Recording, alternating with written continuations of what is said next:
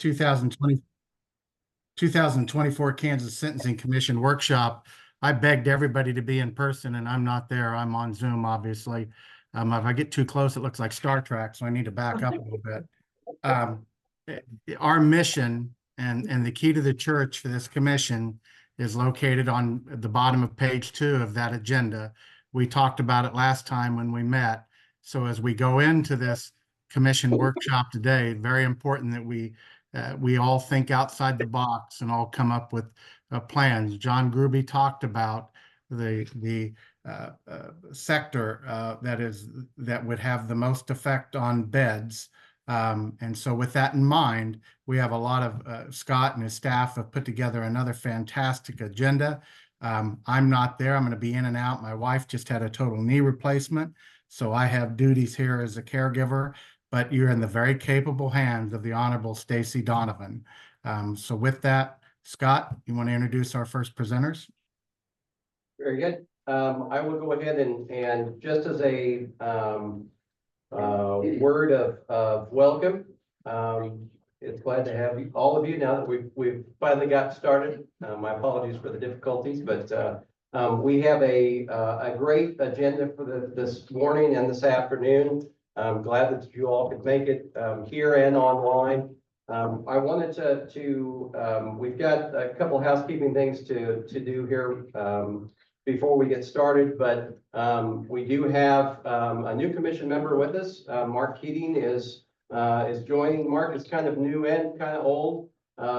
He's been on the but he's not that old, but he's known to the commission because he's been here many times with in Jonathan Ogletree's stead, and so he was recently appointed by the secretary to the chair post of PRB. He has been on the PRB for quite some time, and previous to that, he essentially has had a career in corrections since 1992, and so he knows his stuff as far as parole is concerned. And now he is leading the Prisoner Review Board. We're very happy to have him and his input in the commission context, but glad that he has ascended to that post, even though certainly we miss Jonathan. So we welcome you and look forward to working with you. Thank you. Just as a matter of again, housekeeping, restrooms are down the hall and to your left. We will also be at lunchtime. We'll actually be in Claire's sunroom, which is actually down to the left as well. Just follow the herd when we start that. There, your box lunches, if you forgot what you ordered, it's on the inside of your folder, so that if you forgot, it's there. But with that, I think we just need to start out with the approval of the agenda and the minutes, and then we will jump into the first presentation. Yes. Judge Sexton, are you doing it or do you want me to? You're on mute. Judge Donovan, go right ahead. All right. We'll look at the agenda first. I have a motion to approve the agenda. So moved. Second. All in favor? Aye. Agenda is approved. Hopefully we all looked at the minutes while we were doing Zoom, figured out. I have from our last meeting, and I have a motion to approve the minutes. So moved. Second. Is there any discussion or corrections? No? Right. All in favor? Aye. Opposed? Passed, all right. Okay, well, we'll just jump into the first presentation. The Arthur, jump up to the podium. Very happy to start out this morning with just a little bit of I'm trying to put it into words in terms of actually being able to hear from the folks that have actually been there. I think sometimes we get caught up in things of, we know, we are very good at our things that we do, in the criminal justice system, but, what about the offenders? What about their experiences? And, I'm very excited today to have three individuals. Arthur Gonzalez is actually with us this morning. And he is from Kansas City, Kansas. Jeremiah Bourgeois is actually from the state of Washington. He is will be appearing virtually. And then our very own commission member, Jermaine Wilson, will also be talking on this panel today. But I just wanted to the actor Alan Alda from MASH fame said, listening is being able to be changed by the other person. And I'd like us for the next hour or so to listen to these folks and hopefully be able to get a perspective that you may have not had before. And so with that, Arthur, I'll start with you. Can you briefly introduce yourself, share a bit about your journey and where you are today? Yes, I just want to thank you guys for allowing me to come and speak today. My name is Arthur Gonzalez. I am 38 years old. I was incarcerated in 2014 on a 110-month sentence. I am a registered sex offender for a crime that happened during 2013, 2014 when the Me Too movement came out. Never been in trouble with the law before. Under certain circumstances, I had a court-appointed attorney who gave me the same plea deal as he gave everybody else. Hence, I ended up going to prison. Can say that prison was good, but prison is also bad. There's a lot of programs that help inmates, including myself. I got my GED in prison. I did young entrepreneurship. I did reaching out from within. I did BIB, and BIB is what allowed me to get out. I will be out for 2 years next month. I go to college. I am a student at Donnelly College right now. This is my second year. I'll get my associate's degree this spring. I end up getting a college scholarship, Henry Block Scholar, which will allow me to pursue my degree at UMKC to get my bachelor's degree in business management with a minor in political science. I work full-time and I go to college full-time. The thing that I see the most with being out is resources. I have been offered several different jobs that I cannot get or have been rescinded due to my background. My college actually offered me a job to work at the college, but they turned me down because of my background. Housing is an issue. I was fortunate enough to find a place a month being out of prison that I've been in for 2 years. Yet where I'm at now is probably where I'm going to spend the majority of the next 5 to 10 years, just for the fact that apartments don't allow sex offenders there. They told me if I was a drug dealer or a murderer or something with battery, I'd have a better chance of getting an apartment. I've paid probably thousands of dollars since I've been out on apartment fees for referrals, for housing. I try to get a first-time homeowners buy. I go to the bank, they tell me I qualify, but then because I was in prison, there's certain stipulations that I have to do. I hit those and then something else comes up, so housing is hard. Job resources for me, I currently work overnights as forklift driver in the warehouse. I do manual labor. That is the only jobs that are out there for me. Even with me getting this degree, I probably will never be able to use it, just for the fact that most businesses don't want to hire me because I am a sex offender. I'm still going to pursue and get my degree just because I can say I did it.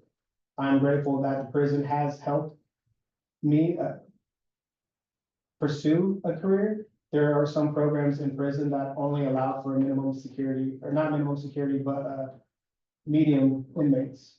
I was on El Dorado compound in 2016 working at Impact Design. Once I moved from El Dorado to Lansing, those PI jobs are no longer an option. Trade jobs are no longer an option for minimums. I was not allowed to leave the compound for a PI job, even though PI jobs are open due to the fact that I was a sex offender. Those are struggles that I face today, which I do overcome. The programs that I take in prison do not come when I leave prison. When I left prison, I was told that I had to take required classes that I took inside prison to leave prison. On top of working 12-hour shifts every night, going to college full-time, I had to take mandatory classes that I did not know I had to take in order to stay out. There's programs that I don't mind taking. It's a lot of work for us because if I don't take the classes, then I'm showing the parole system that I'm refusing to take these classes, which I can get violated for parole. If I don't have a job, I get violated for parole. Even if I go to the parole office and say, hey, I've gone through these many jobs, they look at me like I'm not trying because they're going to believe a normal person like you guys over me. I do get taken advantage at the job that I am now, just for the fact that if they decide that they want to fire me, who are they going to believe, my supervisor or me? These are the struggles that I face each and every day, and yet I still try to proceed. I'm broke, but all my bills are paid, and I'm happy. I live off paycheck to paycheck, but I survive. And I hope that you guys can, have more options for guys in my situation, knowing that not everybody who is considered a sex offender is bad. I got hit with a technicality. I've been trying to find someone to help me get an expungement. I can't find anybody. And when I did find somebody, they said I may not even qualify for an expungement. Yet I go to college. I'm out in public. I go to church. I travel. And I have to check in every so many months, which is understandable. Like I had to ask my PO to come today in order to be here today. I'm glad that my PO actually allowed me to come today. So you guys can see that there are things I can't see my kids. I can't travel to Hutchinson to see my sister on a short notice. And this has been a strain on me trying to reconnect with my family after being gone for 10 years. Just because when I try to get in contact with my kids, their moms see it as, why can't you come down today? And I have to explain to them that I need to have an advance notice to let my PO know that I want to travel to see my kids and spend time with them. They see it as, well, if I have to do that, I'm still in trouble. My kids talk to me every now and then, but it's hard because they want to see me, but I can't see them. I have 4 kids. My oldest daughter just turned 19. My son is 14, his brother is 13, and my youngest daughter just turned 11. And I'm trying to reintegrate back into their lives, but it is a struggle because of the stipulations that are put on me. But I am grateful, again, for the fact that I'm able to get a college scholarship, that I'm able to get grants, and I'm able to get FAFSA. Because without that, honestly, I would not be here today. My first 2 months out, if I didn't have the support that I did, honestly, I would be back in prison because prison is simple. Prison is black and white. There's a lot of things in prison that you guys may not know of. Living in prison, if you have a PI job, you have to pay to live in prison. They take 25% of your checks as PI jobs and they call it room and board. They also charge you $1 administration fee every month. When I got out, I watched a guy leave prison in debt for not paying that $1 fee. They took his gate money because they used that towards the administration fees. Trade jobs are hard to come by, and once they do get in there, if you're minimum, you can't do them. You have to stay in medium or max. I was housed as a medium inmate for 3 years on all the way to compound. The only reason why I left there is because another minimum got stabbed in 2016 riots, all of a sudden, they had no bed space, but once that happened, the next day, they magically had bed space for minimums. I do hope that you guys can get more programs for minimum security inmates. I do hope that you guys can get more programs for sex offenders for jobs.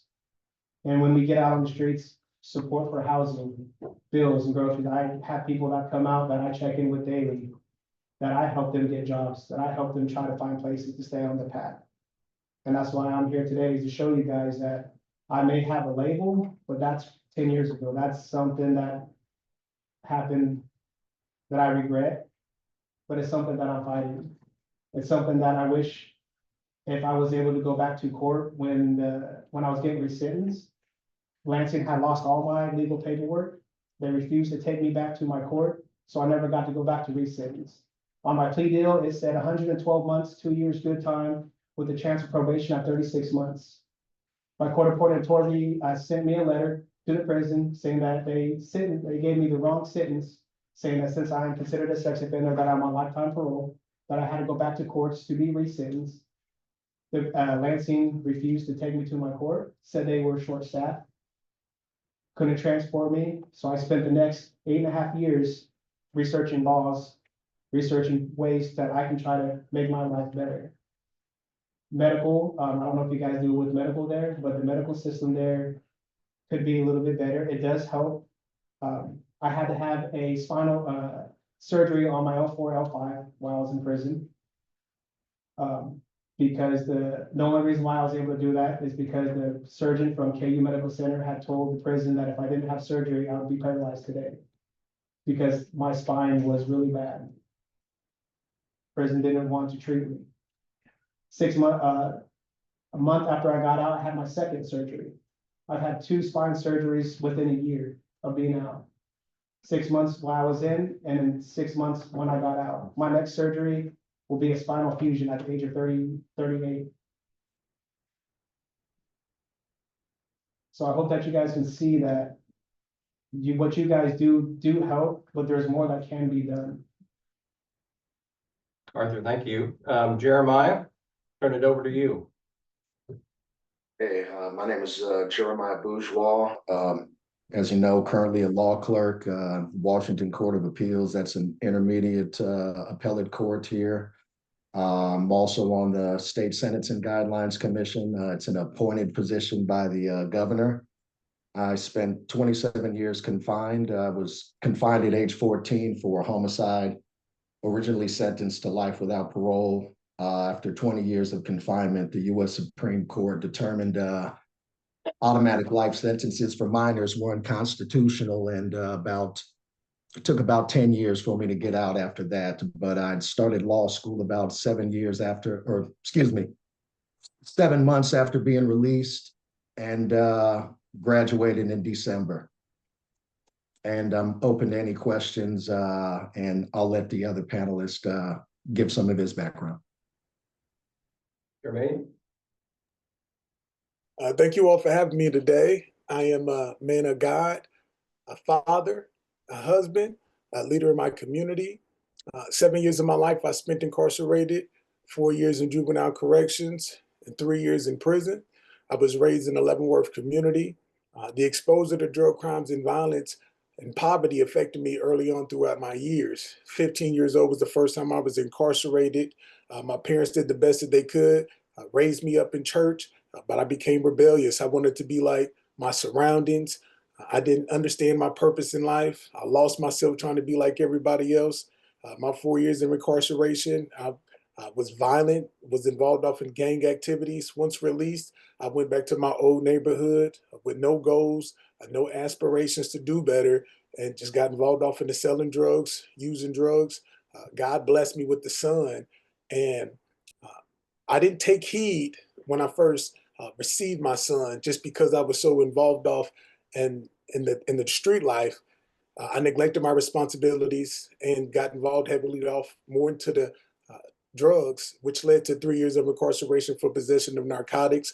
During the time I was incarcerated in prison, I sobered up, reality set in. I wanted to make a difference. I wanted to be present in my son's life, and I made a commitment to myself. I wasn't going to leave prison the same way that I came to prison.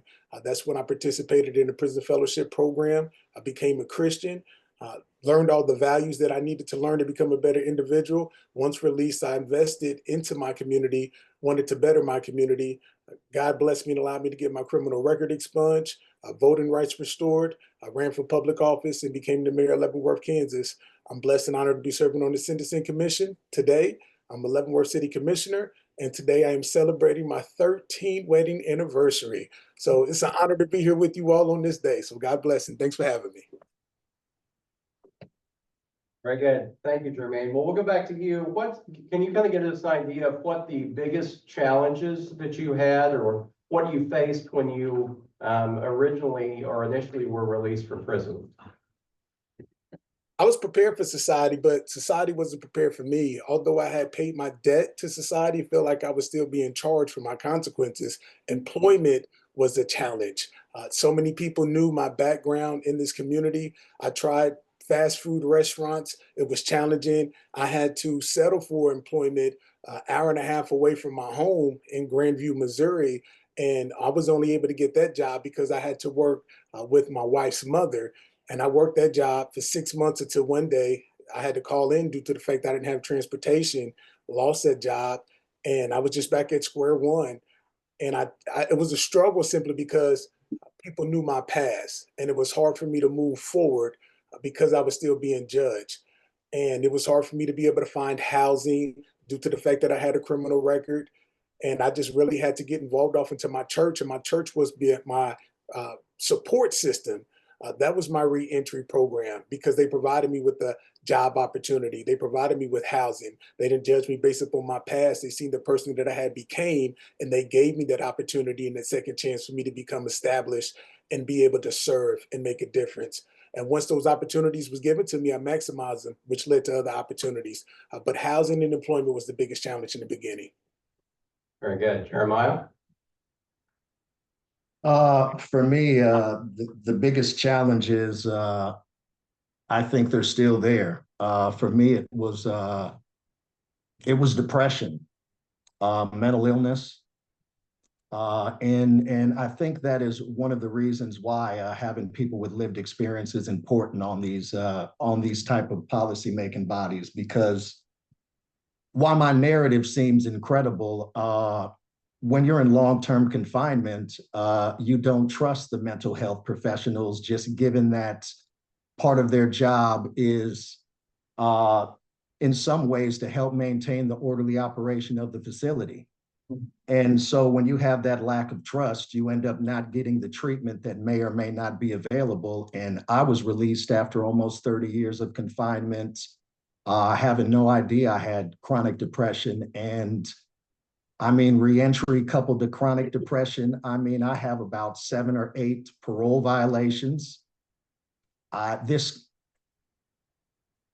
It is entirely possible that I wouldn't be here right now, but for enlightened parole authorities and the fact that I was able to pay out of pocket for mental health treatment. I just finished a second round last week of what's called transcranial magnetic stimulation. I mean, when we talk about reentry, when we talk about wanting people to succeed, it is more than just intrinsic motivation or family or education. I got out with a bachelor's degree that my family financed and that I managed to cobble together over a decade through correspondence courses. I got out well prepared, and I almost failed countless times. And I mean, I just thank God that I didn't. And every day, I mean, I'm still in reentry. There's still struggles. There's still people that you end up having in your life that are still living on the margins. And I think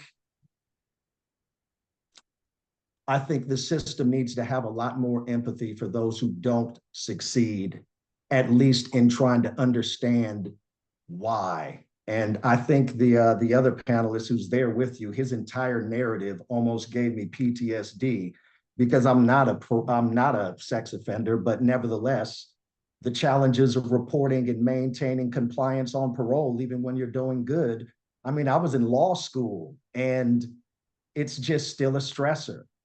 And the more stressors that individuals have in their lives when they haven't been managing stress effectively because of whatever development difficulties they had or social or whatever, it's just something that we really need as policymakers and as a public to just be aware of. Arthur? I agree with both of them. I would say healthcare, mental health, housing, and jobs. Those are the struggles that, I come out with. Like I said before, I had to have surgery a month after I got out, and I had to pay that out of pocket because I didn't have a job, didn't have insurance. There was nothing to help me with medical, nothing to help with depression. There's no resources out there. Jobs are scarce. I was blessed to get a job, that I have a job that's working really good. College is going good, but housing is, the places that we do qualify for, at least me as a sex offender, are in areas that are populated with people that I don't want to be around. It's the areas that they want to put us in are have drugs or have violence or drinking, low poverty areas, but that's where they want to put us. And it's like, they want us to succeed, but they're not giving us the tools to help us succeed. Well, let's talk about employment a little bit more. What strategies have you gentlemen found that have worked for you? And let's talk about that a little bit. Arthur? For me, being honest about what I got locked up for, I go to a job interview. There has been some jobs that say they have a 7-year rule where they will hire you no matter what your crime is after 7 years. Yet some of those jobs have rescinded their job offers for me because of my background, even though it was 10 years ago. I had a couple of jobs tell me that if I get them expunged, or if I had a different type of crime or like a misdemeanor, they would hire me. I was fortunate enough to work right now for Fastenal. They didn't do a background check, even though I told them, what I went to prison for. They just saw me as someone trying to, work and get through college. So I was blessed with that, but manual labor jobs right now are the only ones that are really giving us options. Jeremiah? For me, because I left prison with a bachelor's degree in legal studies and had been studying the law for so much, walk and find, I'd ended up publishing a few times in legal when I was incarcerated. So the criminal defense attorney as a legal assistant. And I started law school so shortly after that employment, my real employment, I can say, has just began. And just because of the level of my education, the barriers that most people face with felonies, it just isn't, it isn't a barrier. Jermaine? I definitely want to say my work ethic, my desire to not give up on myself. I reminded myself every single day, I have a family to provide for. And although I might not have got that opportunity, I realized no didn't mean I was qualified. It just simply means the next opportunity. I just had to continuously knock on doors, and eventually, knowing that my work ethic was going to get me through, I just made sure that I was prepared for the opportunity. And when that opportunity came to me, I maximized it and worked into another job came along my way. But that desire to not give up and continuously move forward. I'll pose this to all three of you. What I think what Jeremiah has talked about, you were well positioned in terms of an education situation. What skills would you say that having academic pursuits is more helpful? I guess that's where I'd leave it. You think the more education you have, the better, or is it not that simple? As a bookworm, I would say the more education you have, the better. But no, it's not that simple. And I think my reentry challenges show that it's not that simple.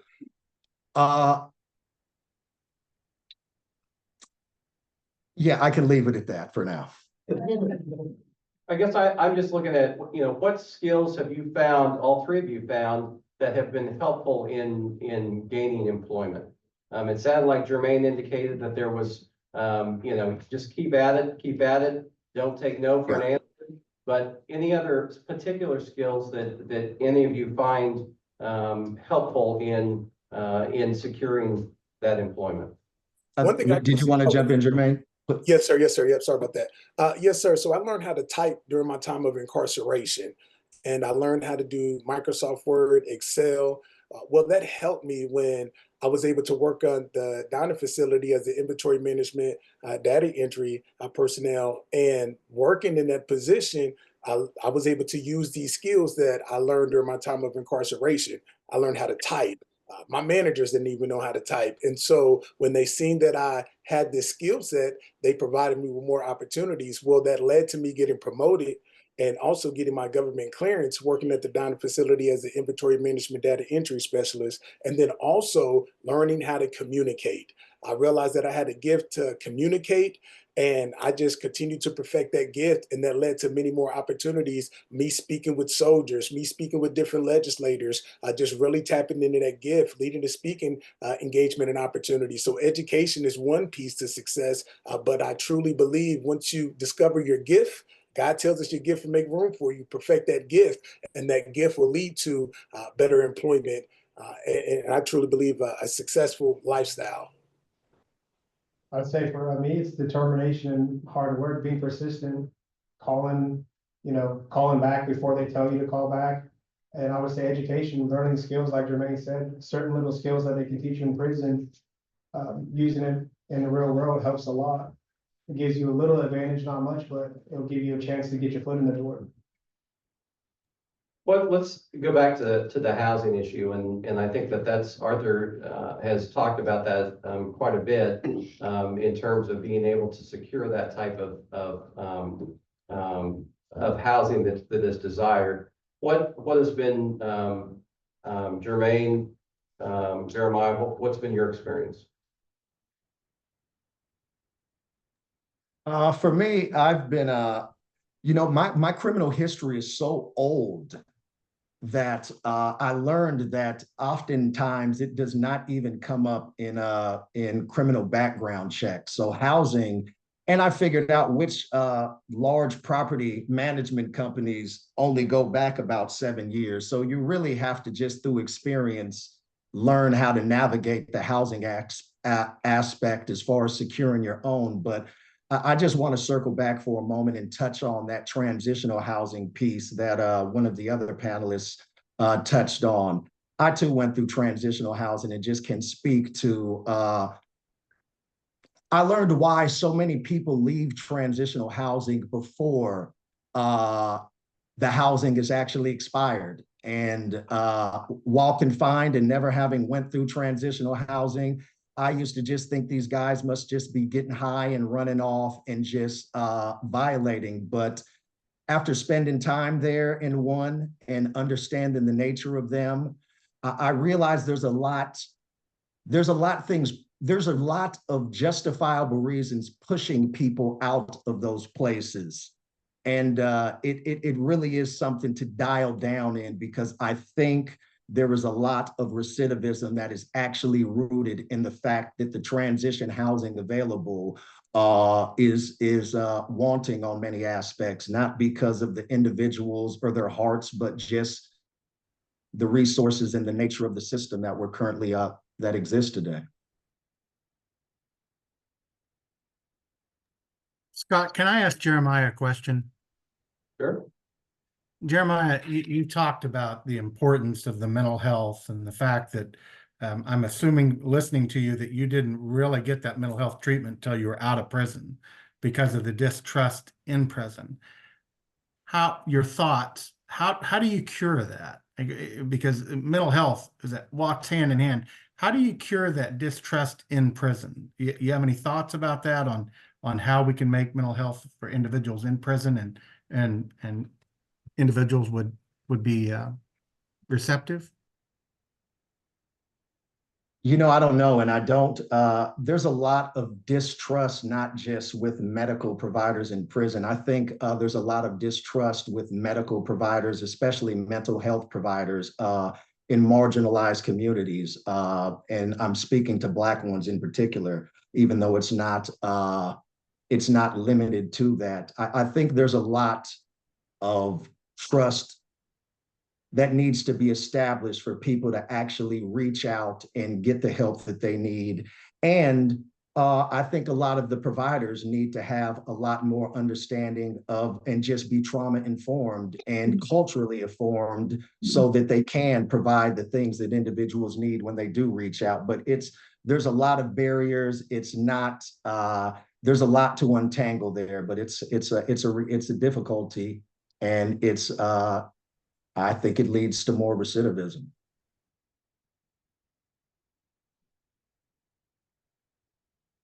either of you have any other comments on that? I think Jeremiah hit the nail on the head. That was pretty good. Well, can I jump in or do you have a Please. slate of questions? No, please, please. Well, I do want to ask, I hear all of the thoughts that all of you are saying, and one, I appreciate all three of you for being here. But I do have a question. I just left a conference where there were about 10 folks who had served anywhere from 10 to 35 years in prison. None of them said that they were innocent. All of them said that they had committed the crime. And one of the things that they spoke to us prosecutors about was needing the help on many of the things that you said. One, opening up our minds to receive the education. And I think, Jeremiah, you touched it, to learn more about how we can actually help on this end. And my question to them, which is what I'm about to ask you, is how do we receive that education or to gain that empathy?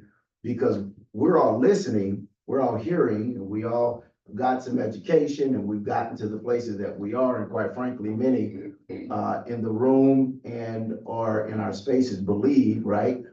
We're doing what's right and we're doing what's necessary. So my question is, from your perspective, hearing all of the issues, hearing that we need to get more education, more empathy, more understanding, how do we do that from your perspective? And then two, how do we not conflate the reality that some people absolutely needed to go to prison and they committed their crime and they served their time, versus the ones who get out and say they didn't commit this crime and therefore they should have never gone and the whole system is an abomination, and conflating those two wrongful conviction thought processes versus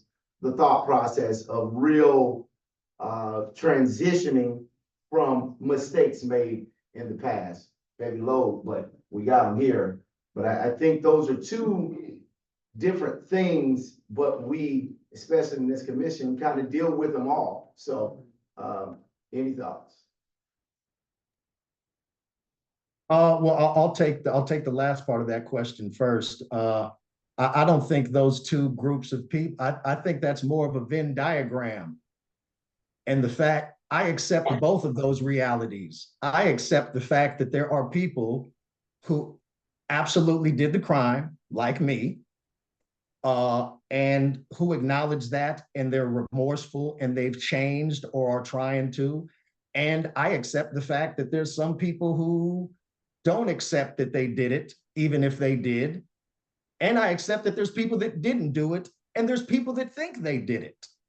I mean, this isn't a perfect system. And unfortunately, there are imperfections that bear upon people's lives in stark ways. But as far as what one can do, I mean, I interned at a prosecutor's office during my 2L year in law school. What that prosecutor did was bring somebody like me in order to do what you're talking about. And so what we can do is actually do more than listen and try to bring in these voices. And then that is really the test of whether these systems are really able to accommodate the views and opinions of people who's typically haven't had a voice in these policy-making or decision-making bodies.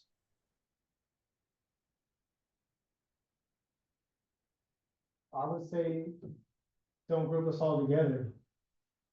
You put everybody in the same category, in the same box, and yet you punish everybody the same way. There's those who want to try to be better, who try to use what the system gives them to not come back, yet are being punished or not allowed to do things because of something else. You will be able to see what inmates want to be better compared to those that just don't want to change at all. if you see, an inmate or someone doing it, see them not as a number, but see them as a person who is trying to exceed, who is trying to make their lives better. Give them the opportunity to excel, give them the tools and equipment inside the system to build that trust with the system. Because the system is never going to be perfect. There's always going to be one side or the other, but give everybody an equal chance. See us as humans, don't see us as cattle. Perfectly stated. See people as people and not as problems that need to be solved. In order to provoke change, I think is really important that you get up close in order to be able to understand it and experience it. And what I mean by experiencing it, it goes beyond just one conversation. It goes beyond just one panel. Have that consistent follow-up with that individual that have that lived experience. And when you're listening, listen with the open heart. Put yourself in their shoes and ask yourself, how would you want to be treated if you were in that situation? Just so there is some type of empathy. And I agree, look at it from all perspectives, but also remove politics out of the picture. What's best for that individual? What's best for that community? And if you truly, truly see this person as a person, you will see this individual might have made a mistake. Is this individual not deserving of another chance? We all are deserving of another chance, but treat that individual as an individual and not as a problem. Thank you. Any other questions? I wanted to kind of stay on the, oh, yes, Senator Haley. Yeah, thank you. Not so much a question, more of an observation. Thank you, Scott. And gentlemen, thank each of you for the insight that you're bringing to this process, deliberative process. Mine is not so much a question as a request to drill down on some further insight as to what we here in the workshop and here on the commission might do moving forward, for some policies that might be beneficial toward, especially post-release, where we are today. Specifically, Mr. Gonzalez, you spoke to some of the fees and reoccurring fines that are accrued and maintained even now that become burdensome. And so I'm asking you, and I'm certainly asking Mr. Bourgeois and our own Mr. Wilson, if there's some ways that you have seen or that you're finding where there are other jurisdictions, in our case, Kansas, are inequitable for that, for the extraction of fees, that this commission may evaluate during the workshop and others that we look toward policies where fees and fines are accrued. And secondly, specifically to your case, I've been concerned for a long time. I'm from Wyandotte County. I've been concerned for a long time. You spoke to employment and housing. When speaking to that, and I'm pushing for a shorter distance for the locale. It is ridiculous in an urban environment where only within a certain proximity can housing be found in hand. So again, my questions to each of you are there other areas of concerns where Kansas is inequitable for the imposition, extraction of reoccurring fees or fines, or you spoke to medical expenses, inequitable, how we might address that here. And then the other thing, like the other issues such as proximity, specifically your case for the crime for which you're charged, that we might continue to shorten that distance, if you will, if it's housing, proximity to housing, to playgrounds or whatever it might be, that kind of thing. For me, for my situation, I live in Wyandotte County, and I was told by my PO that I can live anywhere in Kansas. There's the proximity is just, to me, it's based on the landlord or the housing authority. Like I can't get Section 8 housing because of my crime. That was one thing that the prison gave me when I got out, was here's a form to go get, low-income housing. Go there, fill out the form, and you'll have no place getting out. I go there, fill out the form, and they told me I don't qualify for low-income housing. Medical help, maybe, having a program or something that has some type of funds for those who are getting out that have medical issues, that need, their meds filled, or need a clinic or a hospital, to go to. It's hard because I was able to get to the doctor I am now because my friend goes to that clinic. Otherwise, there's a waiting list for new patients, or you have to pay out of pocket to go to urgent care anytime that you're sick just to try to get meds. And the recurring fees, there are jobs in prison. I can say, 40 cents a day or 40 cents an hour, pays a lot. But when you have to buy, deodorant or, stuff that you need, that, $5, $6 that they buy, that they get, a month, doesn't go very long, and, you gotta pay that fee, so maybe increase pay or give some more options for jobs.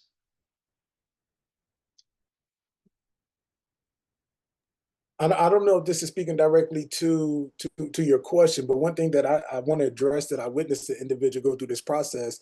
This person has been out of prison for 10 years and completed parole, didn't get in any trouble. He was eligible for expungement. And to his knowledge, he said that he didn't know that he had pending court fees.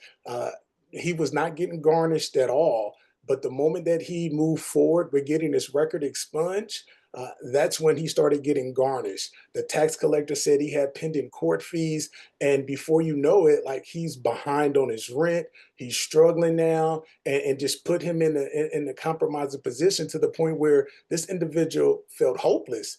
And eventually he ended up going back to prison, got involved off into drugs.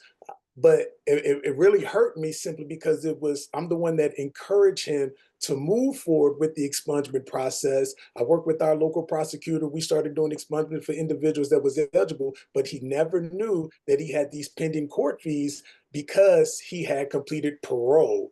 And so 10 years out of prison, you're thinking you're about to get a new start and get your record expunged. And before you know it, you have all of these court fees and garnishments, and just put you in a position where you just gave up. And like, that just really hurt me, because I felt like, why would I even encourage that individual to pursue it if this was going to set him back? And so that's one thing that I experienced. Still to this day, it hurt me just because I seen the potential and the opportunity that this person had. And yeah, I just wanted to speak to that. I don't know if that was answering your question, Senator Haley, but that's one thing that I witnessed when it comes to fees, setting individuals back. And Senator, I can't speak to your question. I don't know enough about the state of Kansas to speak on any inequities if they exist.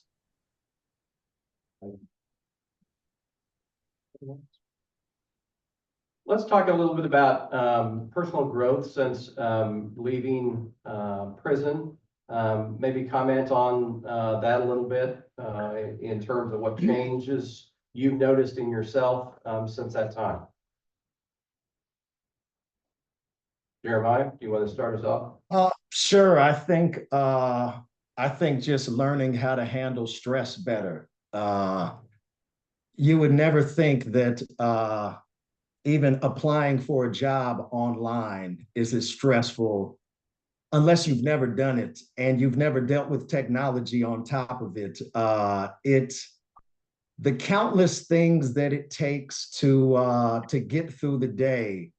I truly understand what institutionalization is, and it doesn't just go away. So, I mean, I'm used to food coming to me in a cuff port and going to mainline. And I live in a nice place with a full refrigerator, and I literally forget to eat. 4 years later, I still forget to eat. I can get through the whole day, get faint, and realize I haven't eaten anything all day. And I'm a law clerk. And so it just, I don't think we truly appreciate the challenges of reentry. It really, more than the emphasis on trying to change people while confined, I think it's more important to support people who want to change upon their release, because that's really where the tires hit the road.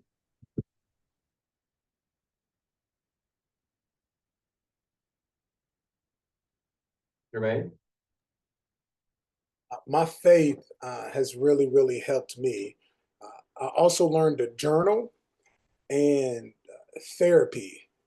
I was one of those individuals that frowned upon therapy. I felt like you had to hold it all in because once you released it, people hold it against you when you share certain information. But it's more healthier to release it and have someone that you can truly confide in, just to be able to, just share what you're going through, because you holding that stuff in, it's unhealthy, and one day it's going to release, and sometimes it could release at the wrong time, and people get offended. And I just learned to journal, pray. I have individuals that being in politics, I'm sure we all aware you could be on the front line, can be considered a target, and just not taking things personal. But my faith has really helped me along this journey, and then serving and always reminding myself, why am I here? What is my purpose? Everything that I experienced in life prepared me for this moment. Being a voice for the voiceless, bringing hope to the hopeless, and making sure that while I'm still here on this earth, I'm doing all that I can to serve and make a difference and better my community. For me, my blessings, thanking God every day that He gave me the ability to have a second chance, because not everybody has that opportunity to get a second chance. Optimizing and all my opportunities that I get, trying to keep being successful, adapting the best way I can, and just never giving up. Trying to show my kids that I can change my life, and if I can do it, they can. That I can be an example for them of what not to do and what you can do when you put your mind to something. I think Jeremiah talked a little bit about mentorship. Can some of you maybe talk about, have you had mentors in your life? What that has meant to you, and how significant has that been? When I got out, I had a good friend. He just passed away. Picked me up from prison, bought me my first set of clothes, took me out to eat, showed me around town, and checked up on me every day. Came by my house and hung out with me. Treated me just like a normal person, and that was, meant a lot to me, because he didn't see me as a number. He didn't see me as my crime. He just saw me as me. So becoming friends with him, having that, mentorship was really influential on me being here today. Without having that mentor, I probably wouldn't be here. Jeremiah?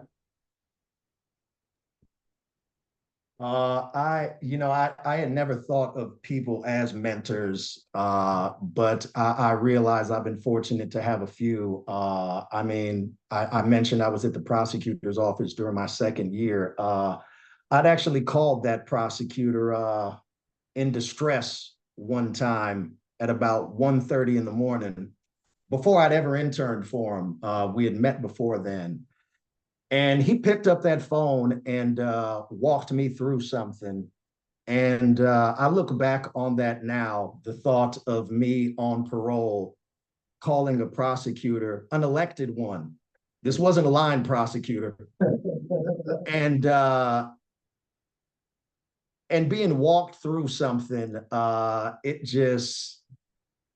it's a strange world that I've come to live in, and I'm fortunate to have Sean as a mentor. There is a cop. Just mentors are so important, and not just any mentor, but these are people that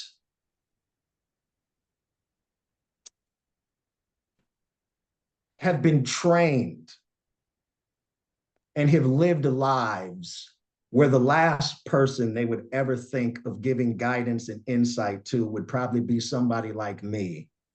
And the fact that I had mentors like that is a reason why I'm on this panel right now this morning. Mentors are important, and I don't care if it's your parole officer, if it's your DOC counselor. When somebody can see the humanity in you and truly want you to succeed, man, it can lead to some extraordinary things, man.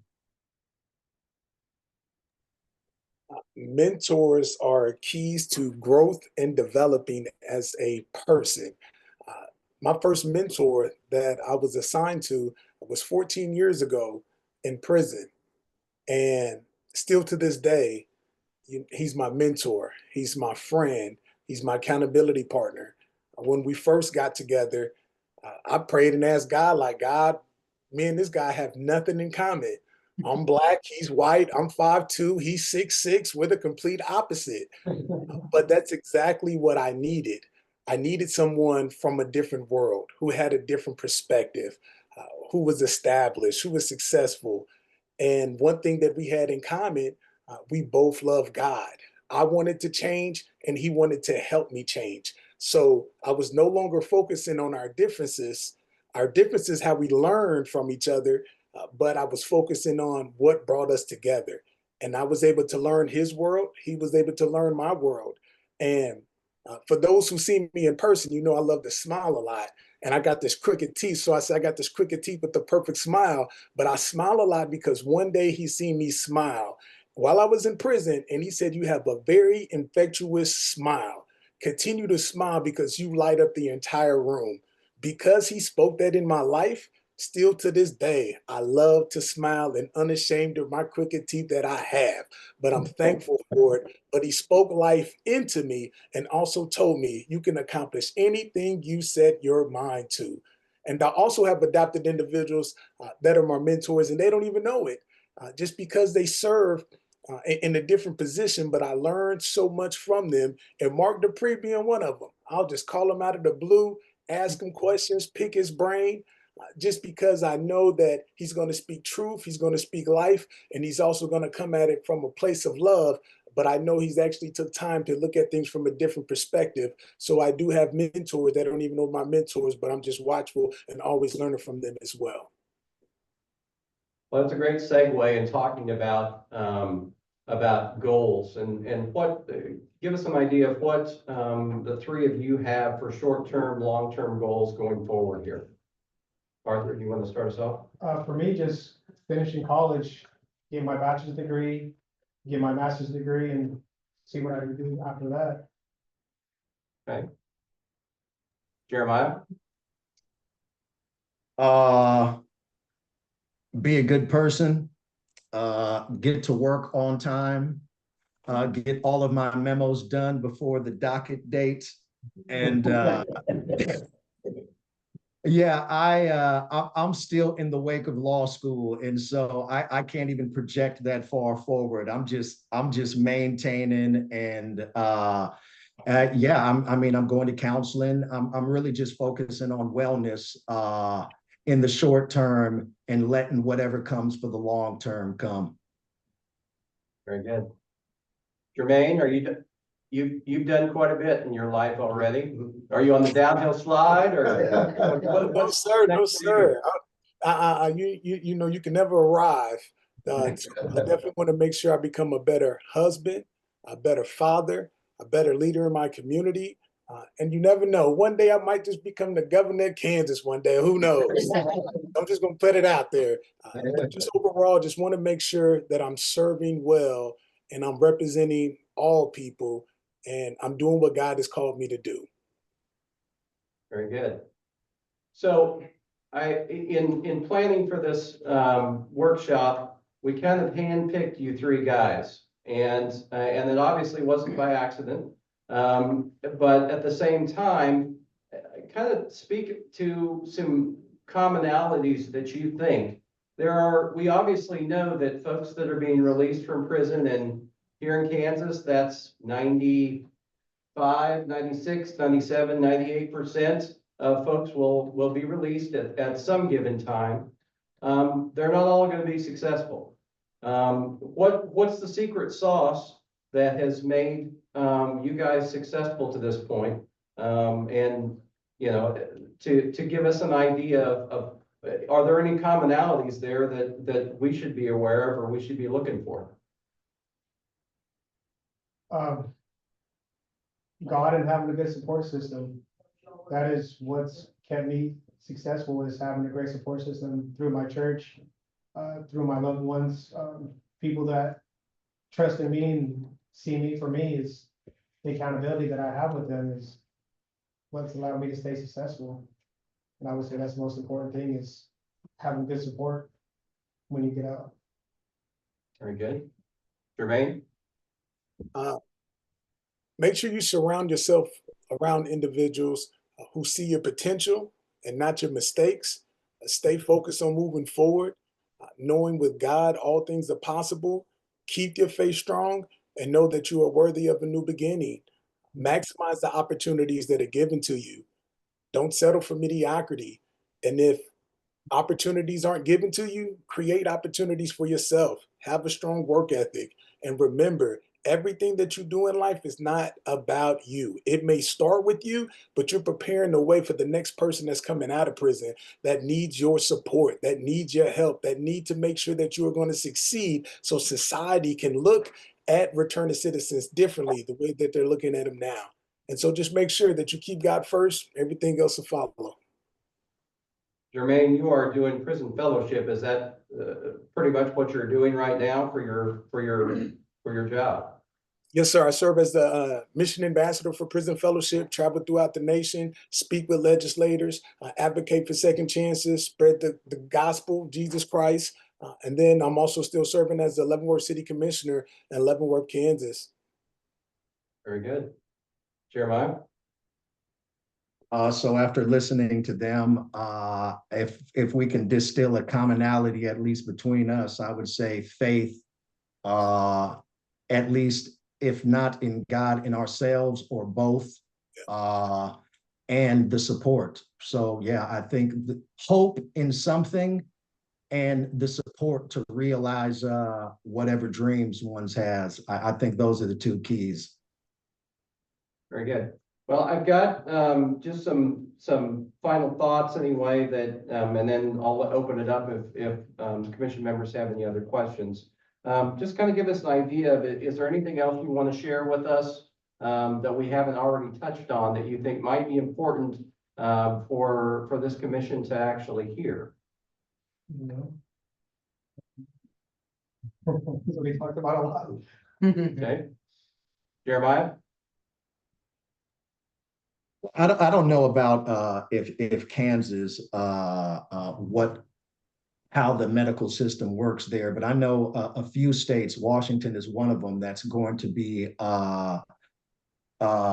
joining the Medicaid transition. Trying to think of the name of it, but basically the waivers so that behavioral health dollars can be used during reentry and about 6 months to a year before people are released. And so the fact that that behavioral health money is going to be available for correctional authorities or can be, I think that is an important piece as far as getting funds available to support many of the things that that we're trying to do with respect to reentry. And so I think exploring that to the extent that Kansas or any other states have that option available, I think is an important piece. And I'll leave it at that. Only thing I just want to add to that, just when it comes to creating policies, I just encourage each individual, do not be distracted by party lines. Someone stated over 90% of the people that's incarcerated will come home one day. Public safety is about serving everyone, not just one group of individuals, but everyone, those inside and outside the prison system. I just want to ask you all the question. I mean, how can we create policies that will serve the entire public, ensuring that those returning are better equipped to reintegrate back into society and make a positive impact?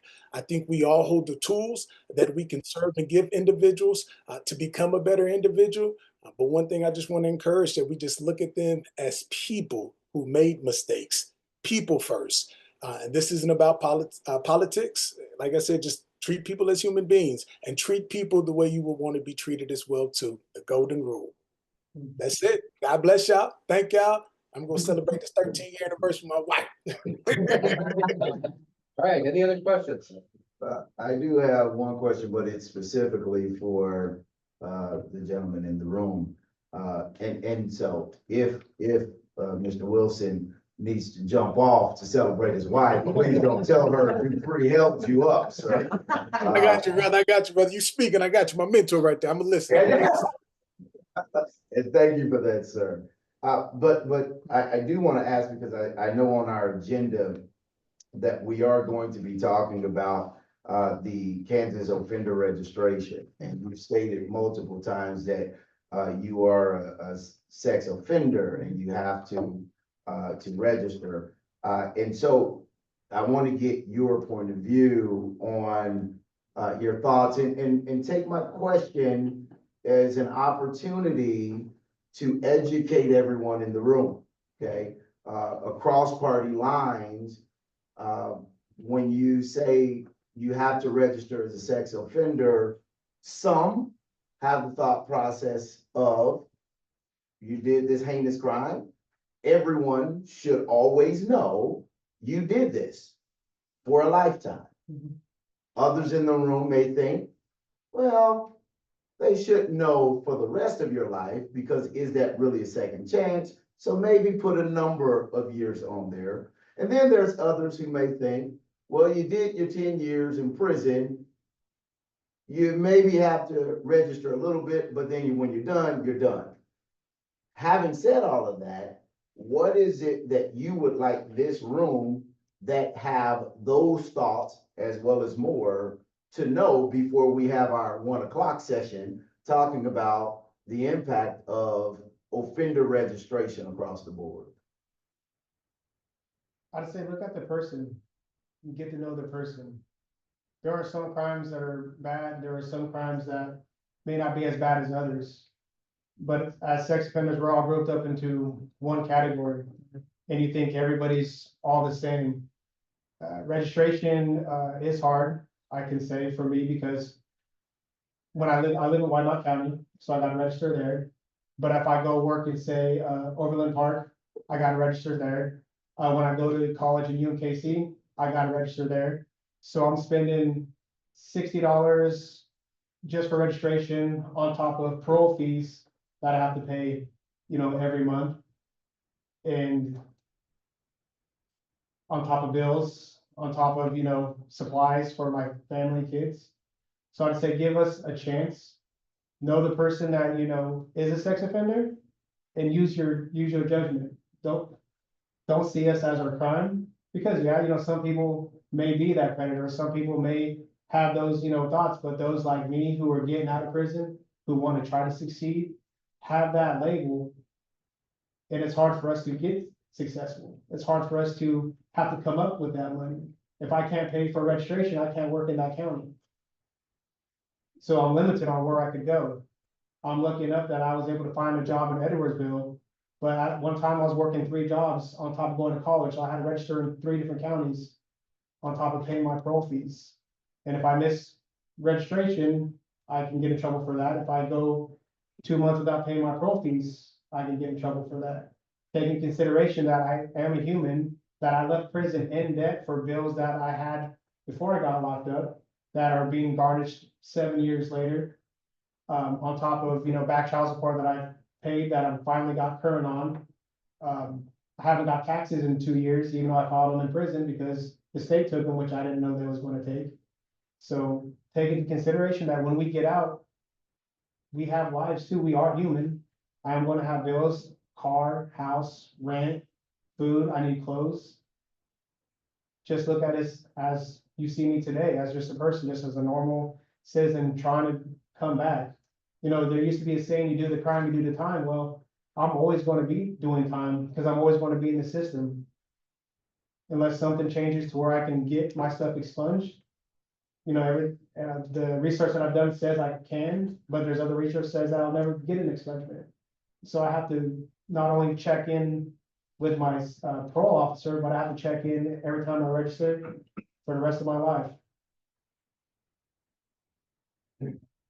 Thank you. Anyone else? Yeah, I know that question wasn't directed to me, but I just want to speak on it, and not as a member of our guidelines commission. And Washington also has a sex offender policy board. I'm just speaking to this from somebody who went through reentry and did time. When I look at the issue of sex offenders, are they registered? I think the question is all the things we're doing actually reducing recidivism? And I have a feeling that many of the policies that we have governing sex offenders are more about punishment and the fact of the stigma surrounding sex offenses more than the registration and the things they need to go through are actually keeping people more safe. And I'm interested to find out what happens or what you learn at this afternoon, because I suspect that many of the policies that currently exist are not achieving the outcomes that we presume they do. Very good. Arthur, Jermaine, Jeremiah, I thank you so much for giving us a little part of your time today to be able to help us better understand and help us to listen to what you've gone through, what you're still going through, and thank you again for participating today. And please let's recognize them. Thank you all. Have a good one. Thank you very much. Have a good one. Thank you.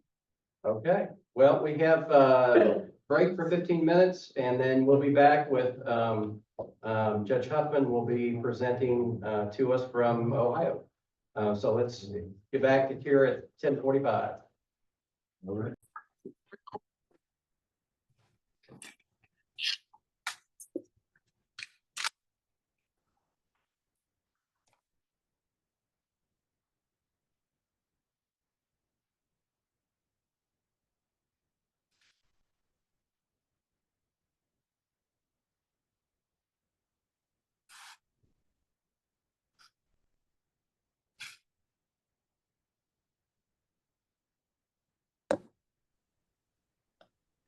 Judge Huffman, can you hear us? I can now. Yes, thank you. Can you see my screen? Yes.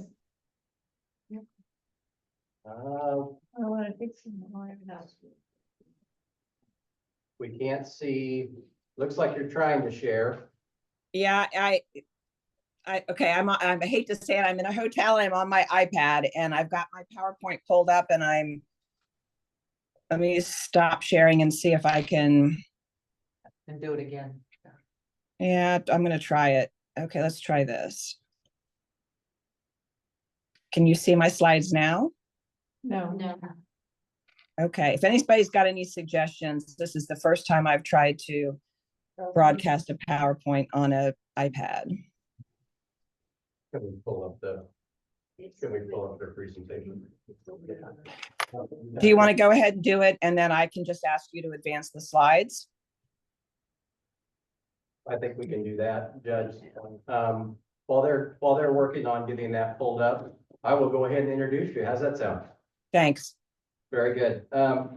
Judge Mary Catherine Huffman is with us next to talk on offender registration. She served for 21 years as the General Division Judge on the Montgomery County Common Pleas Court and was elected to the Second District Court of Appeals in 2022. She has teaches as an adjunct faculty member at the University of Dayton School of Law and on the faculty of the National Judicial College. She also currently serves as the American Bar Association Judicial Fellow and frequently provides continuing legal education programs around the country. Judge Huffman is a noted expert on offender registration. And while we're getting that pulled up, I will turn it over to her. Thank you, Judge Huffman, for being here. Thank you. And I apologize that I couldn't be there in person, but this week is our Ohio Judicial Conference. And so I had to be here. I feel very strange being in a hotel room and broadcasting to you in Kansas. But I was very fortunate a few years ago to talk with your commission about sex offender registries, and we'll be presenting something similar today. But the conversation I'd like to have with you today really is about all of the registries and not just the sex offender registry. So if you don't mind moving, I'll just say next slide if that works. Bear with me. Yeah. So we can move on to the next slide. Okay.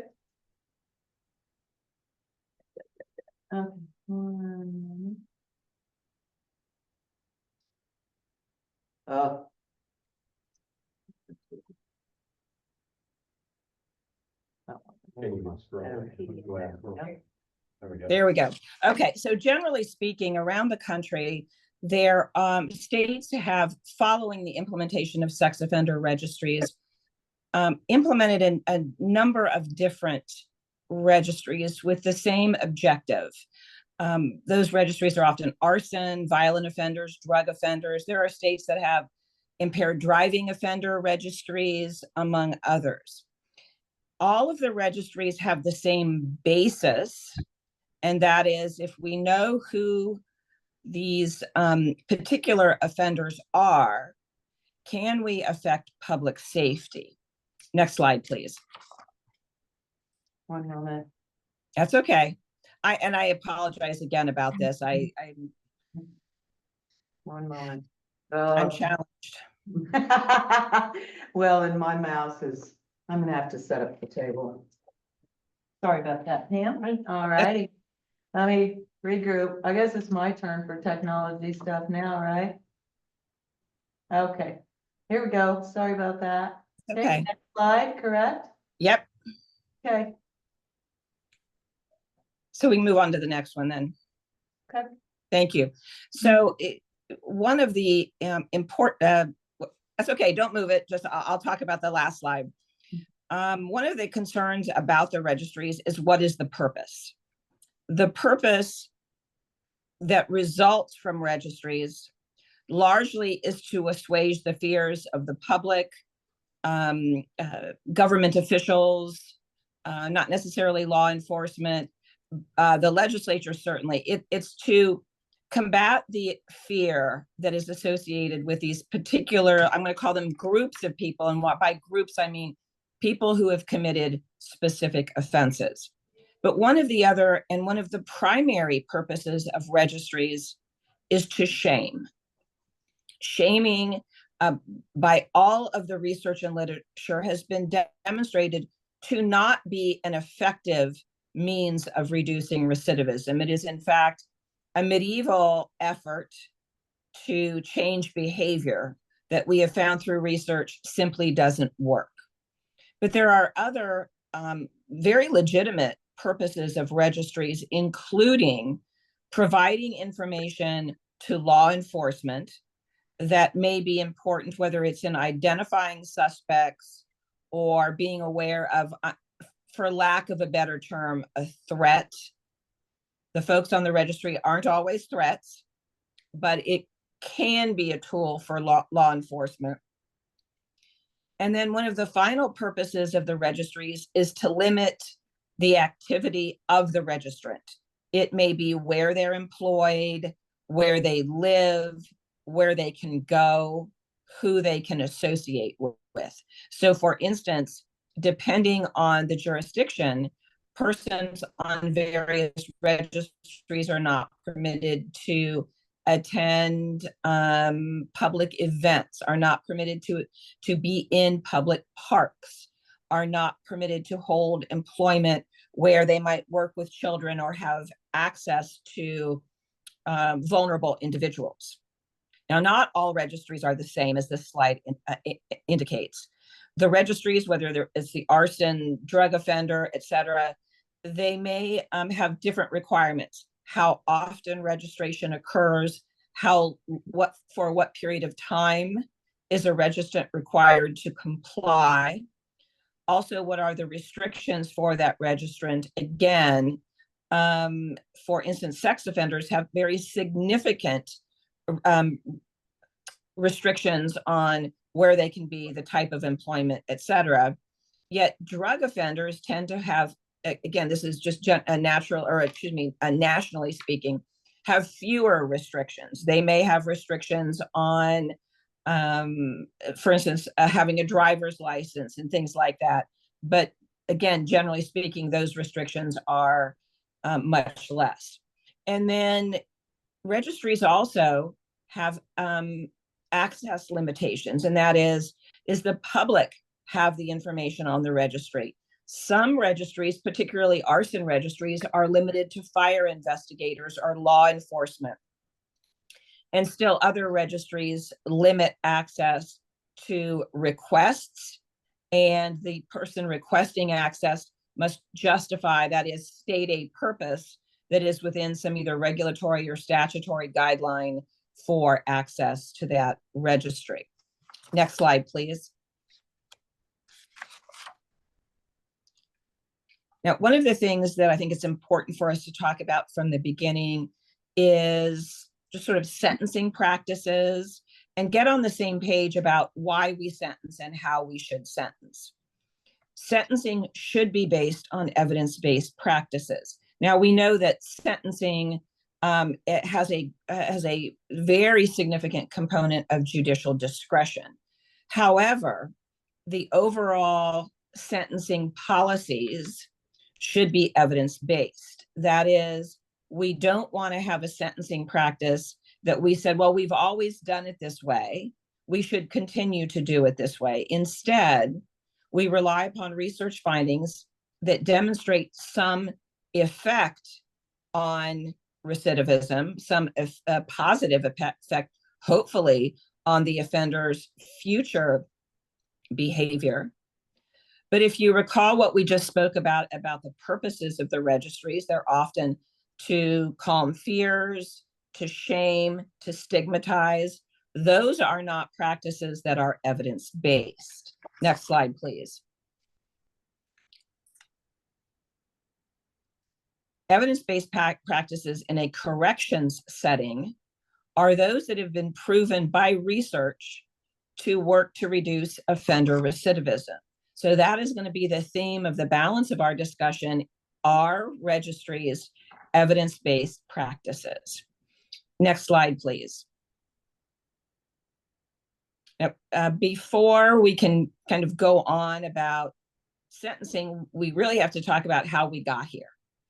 And all of the registries really result from what's known as a moral panic. And moral panic theory is highly researched, and it's really sort of a societal dynamic that results from, as you can see, this is a definition of a moral panic, a condition, episode, person, or group of persons which emerge to become defined as a threat to societal values and interests. When I was preparing for this presentation, I've done a lot of research, and I wrote my master's thesis on moral panics associated with sex offenders, but I did some recent research on recent phenomena of moral panics.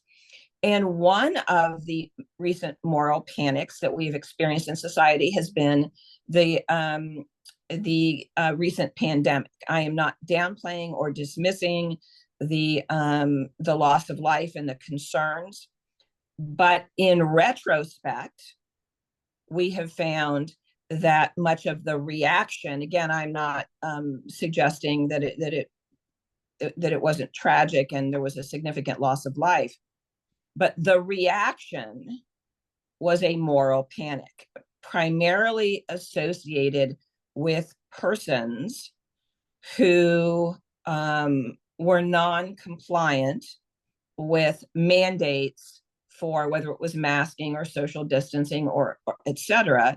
Those persons were in many respects vilified as a result of the nature of a moral panic. And if we can move on to the next slide, we'll talk about that vilification and how that occurs.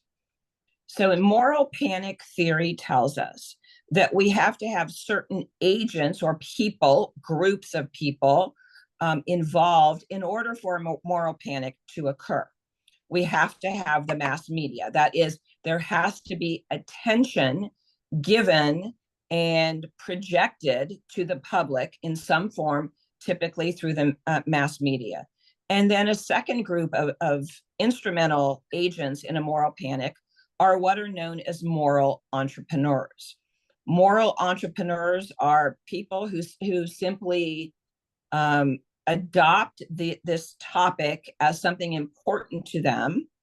They are individuals who have influence, and then they embark on a campaign, not a political campaign, but an organized effort to influence public not only opinion, but also public behavior. And then the next and very vital agent of a moral panic is a control group. The control group is really the people in control, the people who make policy, who make decisions for the public about what our policy will be. That is often primarily the legislature. It can be law enforcement, and it can also be the judiciary. But the primary influencer in the control group is the legislature, the policy makers. And the final significant sort of ingredient to a moral panic is the public's adoption and acceptance of the whether it's the controlling legislation or policy. Next slide, please. So let's while I discuss this really briefly in the context of the pandemic, I'm going to shift to the moral panic theory as it relates to sex offenders. But we'll talk first about just sort of general concepts of moral panic theory, which is this concern arises about a distinct group of people and or issue, whether it's the pandemic or sex offenders. Hostility increases toward that group of people, again, by those agents of change, the media, moral entrepreneurs, the control group, and then it is adopted, that hostility is adopted by the public. Then as a result of whether, again, it's this confluence of the media, moral entrepreneurs, the control group, and the public, we have this swirling kind of firestorm of consensus that group poses a threat. The fear then becomes disproportionate to the actual threat, and that results in either policy or legislative changes. If you can move on to the next slide, please. The result is legislative or other public policy changes that are based upon emotion rather than upon the evidence. And I am not here to suggest to you that sex offenders do not pose a threat. I'm not here to suggest to you that as someone who commits an arson offense or a violent offender do not pose a threat. But the threat suggested in a moral panic is often it actually, by definition, it is disproportionate to the actual threat because it places emphasis in areas that are not associated with the threat. We'll see that in just a moment when we start talking about the dynamic of sexual offending. If you can move on to the next slide, please. One of the important things to evaluate about registries and sex offenders is to look at the perceptions of sex offenders. These perceptions that I have indicated here on this slide are as a result of research studies. This is not anecdotal. There's been a great deal of research in the last, I'm going to say now 30 years on sex offenders. Prior to that time, we knew very little about not only the dynamic of sexual offending, but also what worked with in terms of evidence-based practices with sex offenders, the dynamic of sexual offending, et cetera. We knew very little.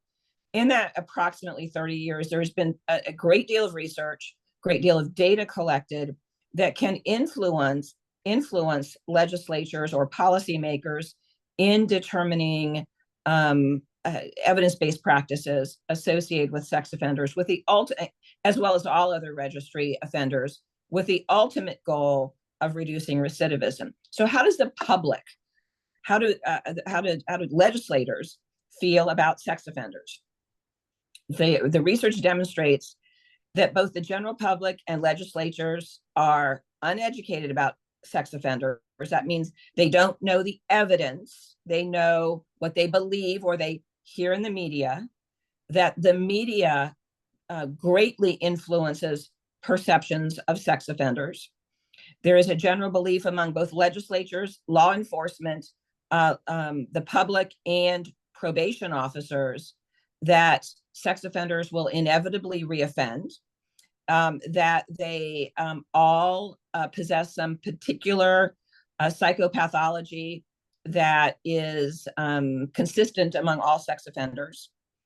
They support very harsh restrictions focused on retribution and incapacitation as opposed to rehabilitation. And there is a significant, particularly among legislators, significant devaluing of any rehabilitative efforts and focusing resources on treatment and rehabilitation. Finally, the research demonstrates that the public and legislators, as well as law enforcement officers generally, believe that current laws, both sanctioning and sex offender registration, are simply not harsh enough. All right. So let's move on to the next slide, please. Really, the purpose of this slide is to demonstrate that public opinion, legislative opinions in general, again, this is not specific legislators or members of the public, are lock them up. They cannot be rehabilitated. They cannot change. And they represent, I hate to use this term because it's so bandied about in the media, but an existential threat to all of our children. And that idea ignores the individual offenders, whether they're on your drug registry or your violent offender registry or your sex offender registry. It also assumes that all offenders are the same. If you'll move on to the next slide, please.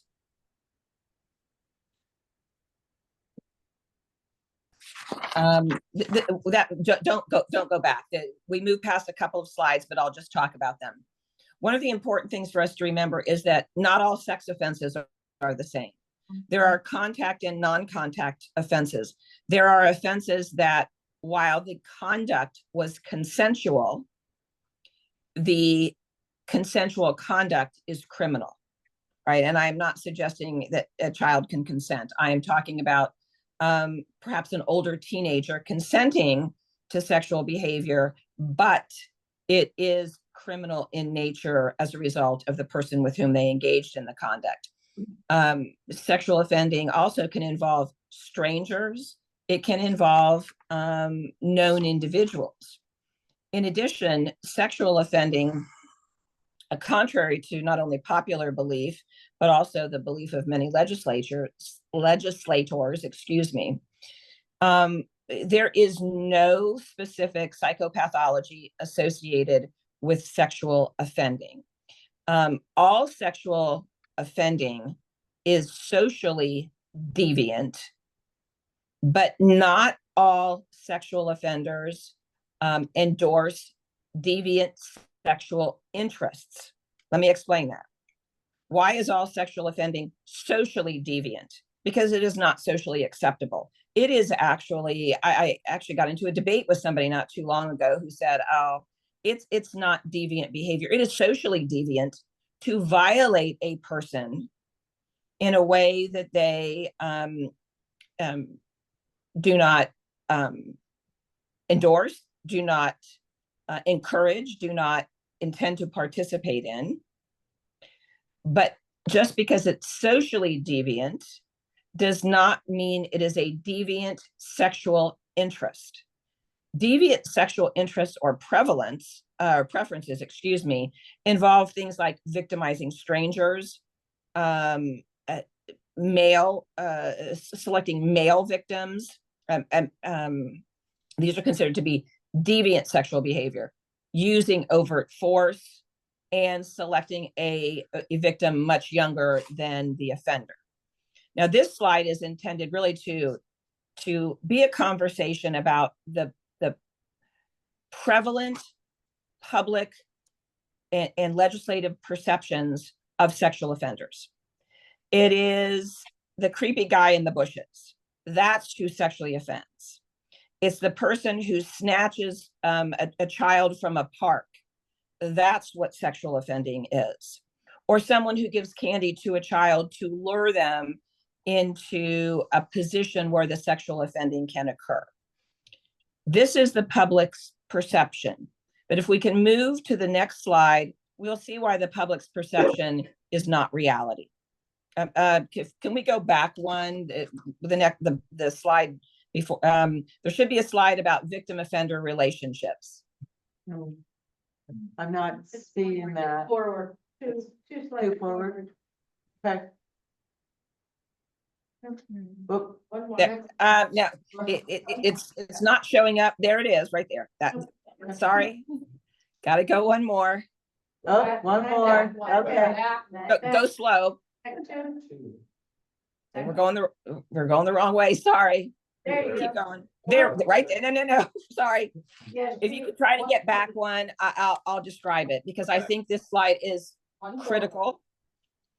I need slide 16, right there. Thank you.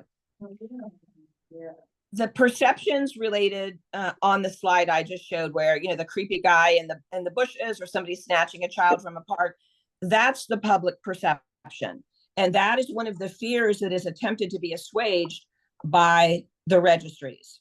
But if you will look at this slide carefully, you will note that children are victimized by strangers about 7% of the time. The offenders are primarily family members or someone acquainted with the child. And when we say acquaintance, that's a general categorization of it might be family friend, neighbor, teacher, coach, a friend's parent, sibling, that type of thing. So, when we endorse the need for sex offender registration to reduce the potential for a child to be victimized by a stranger, I would say to you, look in your own house, look in your own circle of friends, because children are not often in a situation where a stranger has access to them. It is a known individual. And we don't have time in this presentation to discuss grooming, but that grooming process is so integral to the victimization of a child in many circumstances. But if you'll look at adult victims, we know that strangers only perpetrate against adult victims about 27% of the time. Why? Because adults can be, not intentionally, but can allow themselves to be in, I shouldn't have said it that way. They are in positions at time where a stranger has access to them, walking to their car in a dark parking lot, not intending to be in an unsafe environment, but nonetheless, as a result of, some circumstance, they are out and about alone, maybe when it's dark, etc. So even adults, though, are much more frequently victimized by someone they know. So if we can move on. And again, I apologize that this technology is just a little tough. We're fine. We're getting through. Oh, this is. It's okay. All right. Okay. I think we got to go the other direction. One more. Great. All right. So it's okay. You can just leave it there. That's okay. What does a sex offender look like? There is nothing consistent. It may be a young individual. It may be an older individual. It may be a female. All right. But here is the sort of national snapshot about sex offenders. The mean age of a sex offender is 44 years old. Caucasian, 66% sex offenders, Caucasian, 98% male. 80% of them have are adults. A minor victim, 90% of sex offenders have a minor victim. But this is the piece of data that I think is important for your conversation. 96% of convicted sex offenders were not on the registry at the time of their conviction. In other words, they would not have been on anybody's radar. They would not, being on the registry does not correlate with sexual offending. 96% of people who are convicted of a sex offense were not previously on the registry. If the purpose of the registry is to identify people and so that the public can make themselves more safe or do things to aid in their safety, the registry does not assist. We can move on then. Let's talk about reporting, because we also, I'm at slide 19. Huh? Okay. No, bear with me. That's okay. Two more to go. Okay.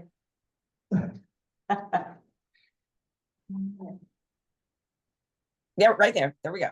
That's one. We also know that sex offenses are significantly underreported.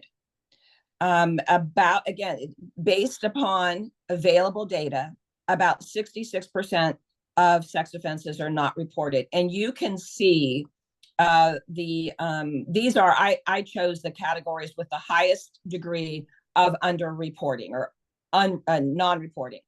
Male military members, by far the most significant group that does not report offending against them.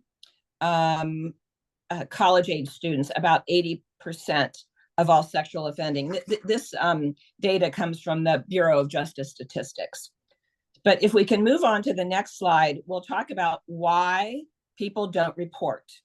Excuse me, let's start with why they do report. Well, they'll report to law enforcement or some other entity to protect them, somebody in the household or a victim, to stop the incident, so that this doesn't get any worse. When I say worse, it either doesn't continue or it doesn't escalate to a more violent or a penetrating offense. They report because they have a duty to do so. Although I do a lot of training on the duty to report, and you'd be shocked by how many people who have a duty to report have had training on the duty to report and still don't report. That is very concerning.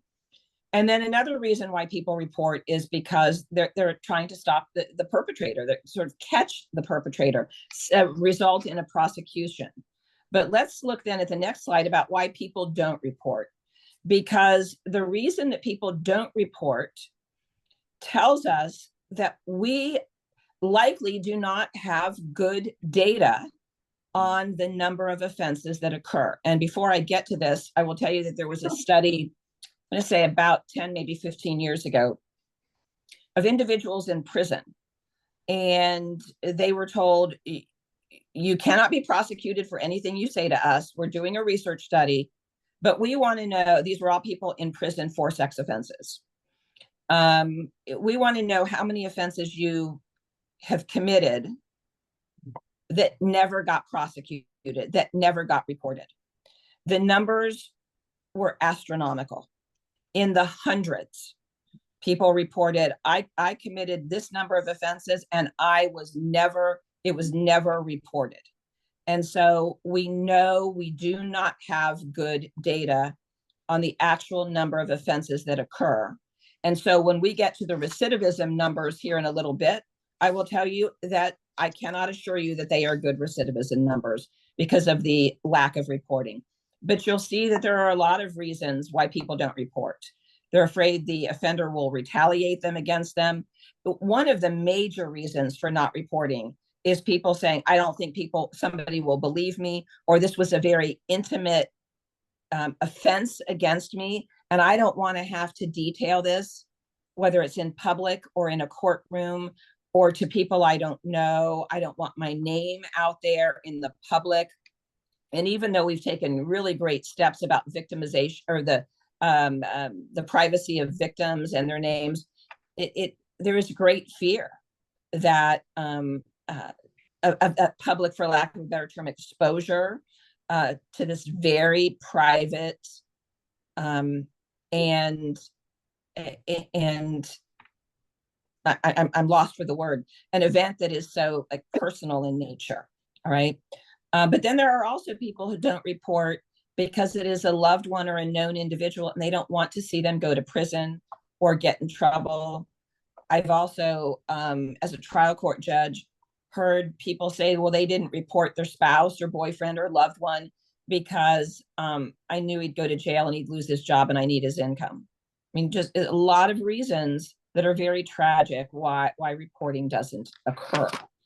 But let's just, because I don't want to run out of time here before we get to the end, if we can move on to the next slide and talk about some of the factors associated with sexual offending. And as you'll see, these are things that are unrelated to whether the individual is on a registry or not. And they are also things that would oftentimes respond in some respects to rehabilitative efforts. But as I mentioned, our legislation around the country often has no focus on rehabilitative efforts. So in general, factors contributing to sexual offending include things like poor coping skills, impulsivity, an asocial lifestyle, meaning hanging around, engaging in behaviors that are just not pro-social, opportunity.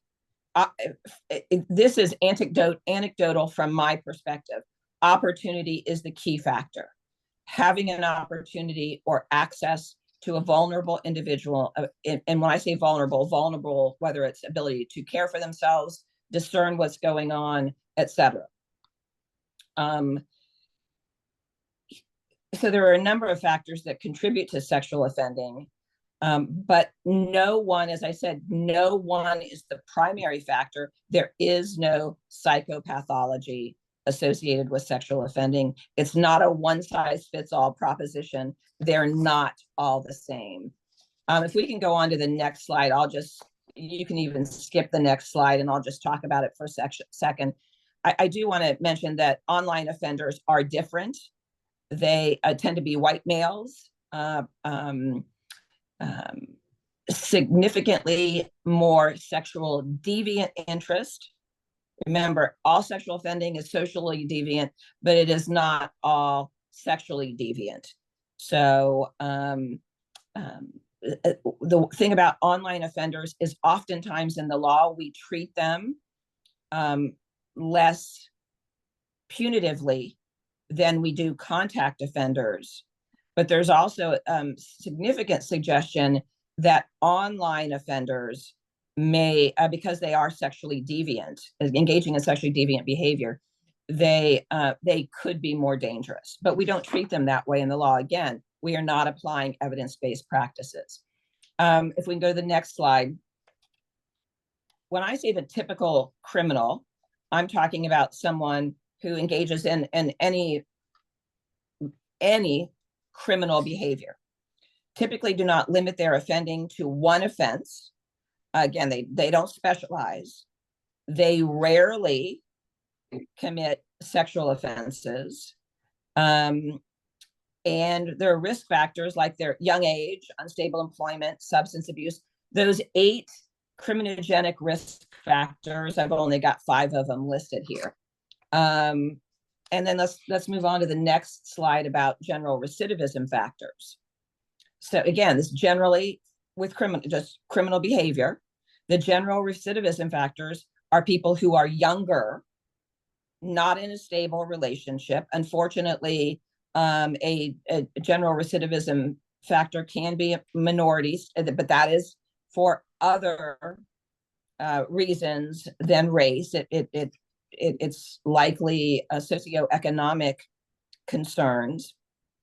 Obviously, a recidivism factor is any prior criminal involvement, and then antisocial personality or antisocial associations.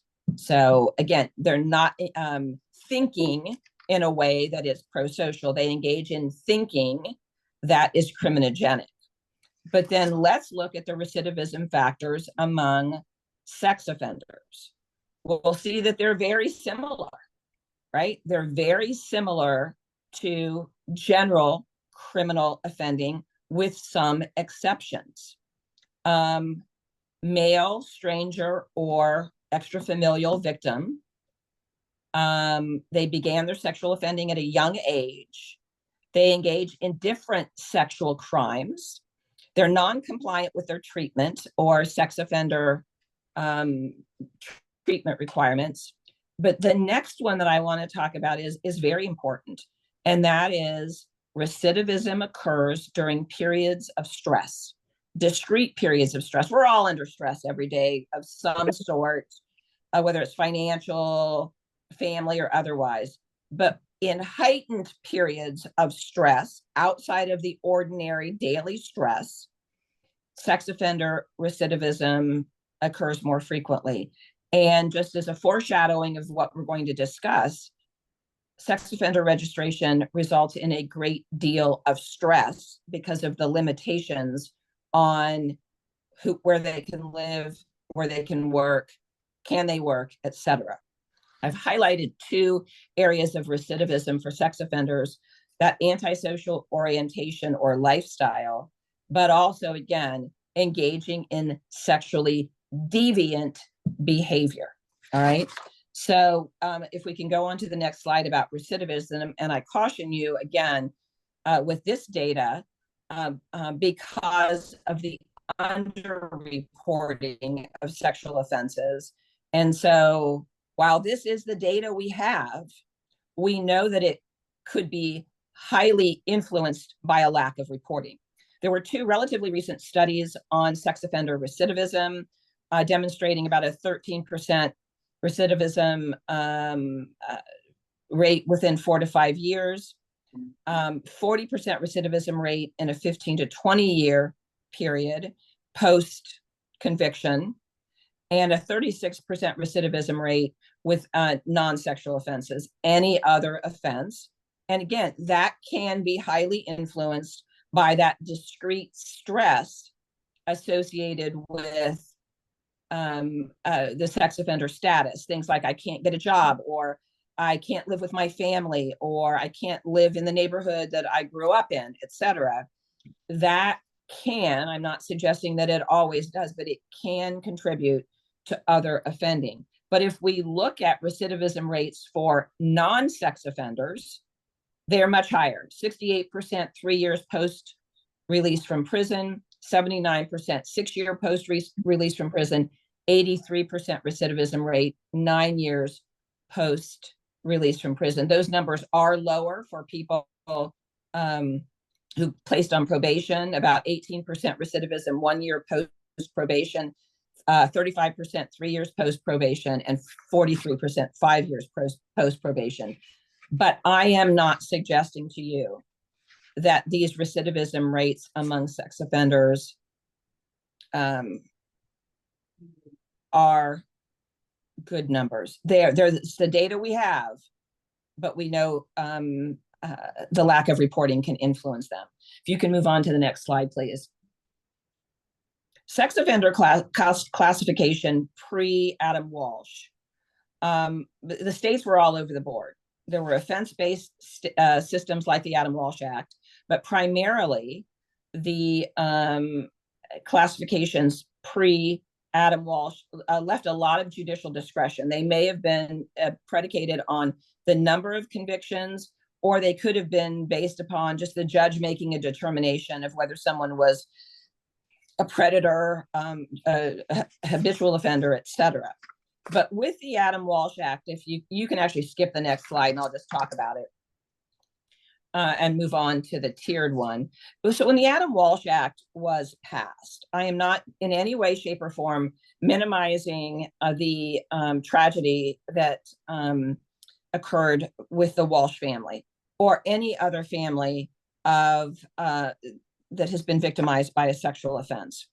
But when the Adam Walsh Act was passed, if you read the transcripts of the hearings in the U.S., both the Senate and the House, there were no hearings. There was no evidence presented on how the Adam Walsh Act would affect recidivism and whether it was an evidence-based practice. I'm going to say that again. There was no evidence presented that a registry system is an evidence-based practice. There are 17 subparts of the Adam Walsh Act, all named after persons. 14 whom were age 16 or younger. If we want to evaluate how the Adam Walsh Act and its passage relates to a moral panic, I'd like to read to you a statement by one senator during the passage of the Adam Walsh Act. I quote him, "I want to thank the American Press Corps for the attention it has given to this issue. News outlets have diligently raised the American public's awareness of the grave threat posed by today's sexual predators." Once again, I am not discounting the threat to any individual from a sexual offense or offender. However, that statement demonstrates to us that the media sort of raised this firestorm about sexual offending, but there was no focus on evidence relating to how we address this. All right. So the Adam Walsh Act requires that each state employ a system of offense-based evaluation. That offense-based evaluation requires tiered offenses, and I've just got the tiers on here. You're all, I'm sure, very familiar with this. It is a graduated system. I apologize, the bottom one should say tier 3. It is a graduated system of increasing the penalties. I shouldn't say penalties, the restrictions and registration requirements based upon the offense being more, for lack of a better term, serious. So misdemeanor offenses, so the less serious felonies might be consensual offenses, an 18-year-old and a 14-year-old, again, still a criminal offense, but it is less serious than, for instance, a tier 3 offense, which would be rape offenses and most offenses against children. If we can move on to the next slide. The Adam Walsh Act requires that states, they had a short period of time to implement the mandates of the Adam Walsh Act, or they risk losing 10% of their annual burn justice assistance funds. The BJA, I know BJA also stands for the Bureau of Justice Assistance, but this is burn justice assistance funds. All right. So there was a study done about implementation, and in the Commonwealth of Virginia, they risked losing $400,000 a year if they did not implement the Adam Walsh Act. And most states were like, oh my gosh, we don't want to lose that money. Well, look at the first year cost. It cost them $12 million to implement the Adam Walsh Act, and about $8 million annually to comply, meaning the registration, cost of enforcement. Let's look at some Kansas numbers. And I apologize, I could not find your annual cost. But that's okay. Don't worry about going back. I'm just going to talk about the Kansas cost. The potential loss in burn justice assistance funds for Kansas was about $203,000 a year. But your first year cost of implementation was $4.5 million. I understand that you have that you charge offenders. That data was not available to me about your annual cost. So this is a recent study. The two researchers here are well known in the field of sex offender research, highly respected. And they completed a 2021 study on registration. It'd take too long to talk about how the study was conducted. But their conclusion, and this is a conclusion that is supported by earlier research from other researchers, the conclusion is that registration policies do not demonstrate any effect on recidivism, do not assist in any manner in reducing recidivism. So if we could go on to the next slide and talk about where you might go from here. Knowing that you have a registry system that mirrors effectively the Adam Walsh Act or the requirements of the federal Adam Walsh Act, where could you go from here? The first step would be doing a comprehensive review, not only of your data, but what data do you need? Have you had a reduction in sex offenses in Kansas since the enactment of the Adam Walsh Act? What is the relationship between your victims and offenders? Does the Kansas experience mirror the national experience, in that if the Adam Walsh Act, as implemented, is designed to notify people about sex offenders living or working in their vicinity so that they can protect themselves and their loved ones, does that bear out in who are the victims and who are the offenders? I would suggest to you that what you're going to see is that your offenders continue to have some type of a familial or acquaintance relationship with the victim, as opposed to being strangers. An important inquiry also is, what has it cost you for your ongoing operations? We know that your implementation cost was about $4.5 million. But what is the cost currently of operating and enforcing the registries? And then how much are you collecting? Because we know that your offenders are required to make, I believe it's quarterly payments towards the cost of registration. But is that that compliance fee, I'm going to call it, in any way correlated with a reduction in, how does it relate to your cost? Next slide, please. So there's just some action steps that you might consider. Is the cost of collecting from offenders offsetting the amount, offset by the amount collected? So is your cost higher than what you're bringing in? Is that in any way a positive concern? Undertake a new study of Kansas residents. What do they understand the purpose of the registries are? And again, this is not just your sex offender registry, it's all of your registries. Engage in a recidivism study in your state with your lens on the fact that a significant and maybe even majority of sex offenses, based on prior studies, are not reported. What does your recidivism look like since the Adam Walsh Act was enacted? And then again, is there any victim offender relationship that should influence the registry studies? All right.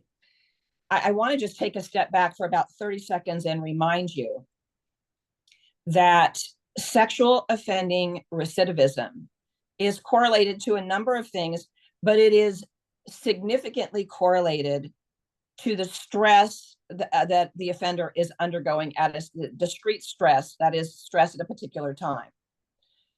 The registries all place, and there's a lot of research on this, and I'm happy to provide it to you, but there is a significant amount of research that demonstrates that the registry limitations on individuals causes significant and discrete stress. As I mentioned before, you can't live with your family. You cannot be employed perhaps in an industry where you're able to make enough to live on. You can't attend family events. You are stigmatized when you go out in the public. People say, oh gosh, he's on the sex offender registry, etc. That can highly contribute to recidivism. But if we could place our focus on things that actually work, evidence-based practices that actually work, like treatment, mandatory treatment, like significant periods of monitoring and supervision, whether it is if they were on probation or parole or whatever the system is. I apologize, I'm not familiar with the name of the system in Kansas, but significant monitoring by a probation officer, etc., can have a positive effect. So just my last thoughts are some legislative changes that can be of assistance. The first is the potential for removal from the registry. That is, do you have a system that allows someone who has complied with the registry for a usually a significant period of time, and it's usually at least 10 years. When I say usually, states that have implemented this type of legislation, someone is compliant with the registry, completed all of their treatment, has no new sexual offenses within 10 years, they can apply to have the court permit them to be removed from the registry. You may also consider removing some offenses from registration requirements, such as sex offenses that involve, they're often called Romeo and Juliet offenses. So the 18-year-old boy having sex with the 14-year-old girl, again, I'm not condoning it, but is that the type of behavior that we are as concerned about? A number of states have done so, have changed their registry requirements to remove those Romeo and Juliet offenses. Many states have failure to register or verify their information. Mandatory prison sentence, that is, again, very destabilizing, but also does not correlate to recidivism. So not registering on time does not have any correlation to reoffending. Eliminating registries, I've not seen this happen anywhere, but it's a bold move that could happen given that there is no evidence that registries have any positive effect other than to make people in the public and the legislature feel good. The potential for decreasing collateral consequences is an important legislative effort. Things like eliminating restrictions on your ability to live perhaps near a park or near a school. I always liken it to this. If you tell a sex offender you can't live near a school, does that really stop that sex offender from going to a school or going to a park? Well, I understand that it is somewhat related to access. It does not correlate with offending. And so considering the collateral consequences, having your picture on a registry that's available to the public, that is a significant consequence. So giving some additional thought to those matters and implementing only evidence-based practices can potentially go a long way in reducing the stress associated with being on a registry. I'm happy to answer any questions. I apologize for the technology and that I couldn't be there in person, but I welcome any questions if you have them. I'm also happy to answer any by email later if they arise. Okay, any Like me to questions? stop share this time? Hang on for a second. Yeah, go ahead. Any questions? Judge, I do have a question. It's my understanding that you may have some relatives that serve in the legislature there. I do? How did you know that? But I've been watching you online, not in that way, but you know, I've been watching you, on some of your presentations. Can you kind of give us an idea of, you know, there is a chasm that exists between evidence-based practices in this area and the political realities of the situation that you've discussed already. What is there anything, you know, what if anything is can you kind of maybe illustrate that may be something that the legislators could identify with? Because, you know, it's pretty easy to identify with that moral panic that the public has adopted and everything else. How do you turn that as a legislator and say, no, this is not a thing? Yeah, I've had those conversations with my family members. My cousin Matt is the president of the Ohio Senate. His wife is actually from Kansas. And my brother is also a senator from Ohio. And I've had these conversations with them. And the stark reality is, you know, every legislator wants to get reelected. And a legislator who gives the appearance to the public of being soft on sex offenders or soft on violent offenders, it can compromise their future election. The only thing I would suggest is that you counter the public campaign of fear with a public campaign of reality, that you got to look in your own home. I mean, I say that to people all the time. Look in your own house. because that's where the majority of offending occurs. Family members, known individuals of children. We need to place more emphasis on educating people about who they need to protect themselves and their children from. That is, whether it's the soccer coach, keep an eye on the soccer coach, keep an eye on the teacher, report things when you're a mandatory reporter. But if we could place more emphasis as a society on educating people about where offending actually comes from, maybe we could protect more vulnerable people, vulnerable being whether they're adults, disabled individuals, or children. But if people understood, I've had a number of cases as a trial court judge with coaches and teachers who have been the offenders. And their parents always tell the police when they're interviewed by the police the first time, he was the nicest guy. She was such a wonderful teacher, because they didn't know what to look for. And if people were aware of the dynamic of sexual offending, particularly the dynamic of grooming, then we could do a lot more to protect people and hopefully reduce recidivism. But if I absolutely acknowledge that concern that nobody wants to look like they're soft on sex offenders. But if we engaged in a more robust public education program, we might be able to do something that could actually address the issue. So I hope that answered the question. It almost sounds like you're wanting to potentially back the truck up to promoting prevention and more education in that particular area. Absolutely. I think personally, I think that is the key, because I'll use my sister-in-law as an example. She is constantly reading the registry in their area as any sex offenders moved into their area, because she wants to make sure that she knows where every sex offender in the area lives.